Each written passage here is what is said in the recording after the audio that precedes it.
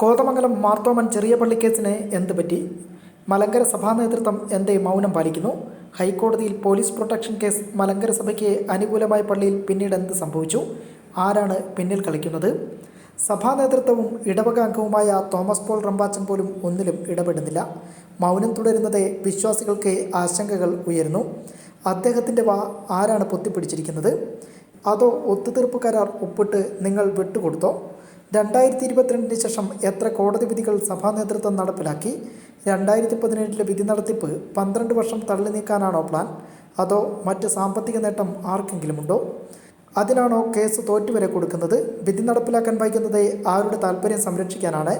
ഇതിനു പിന്നിൽ കളിക്കുന്നതാര്? മലങ്കര സഭാ നേതൃത്വം സഭാമക്കളെ ചതിക്കുകയാണോ? ഈ ഭരണസമിതി നിലവിൽ വന്നതിന് ശേഷമാണ് ഇങ്ങനെയൊക്കെ സംഭവിക്കുന്നത്. സഭാസ്ഥാനികൾ ഇന്ന് മലങ്കര വിശ്വാസികളുടെ മുന്നിൽ അപഹാസ്യരായി നിൽക്കുകയാണ്. നിങ്ങൾ കച്ചവടത്തിൻ്റെ ആളുകളാണെന്നും ചില്ലറ വ്യാപാരികളല്ല മൊത്ത വ്യാപാരികളാണെന്നും ആരോപണങ്ങളുണ്ട്. ഇതൊക്കെ മലങ്കര സഭയെ നന്നാക്കാനോ നശിപ്പിക്കാനോ? എനിക്ക് ശേഷം പ്രളയമെന്ന ചിന്താഗതിയാണോ നിങ്ങൾ സ്ഥാനികൾക്കുള്ളത്? പാവപ്പെട്ടവൻ്റെയും അത്താഴപ്പട്ടിണിക്കാരൻ്റെയും സഭയാണിത്. അവൻ്റെ നേർച്ചപ്പണമാണ് മുന്തിയ വരുമാനം. അതിൻ്റെ ഗുണഭോക്താക്കളാണ് നിങ്ങൾക്കത് ദഹിക്കില്ല, ദഹിച്ച ചരിത്രമില്ല.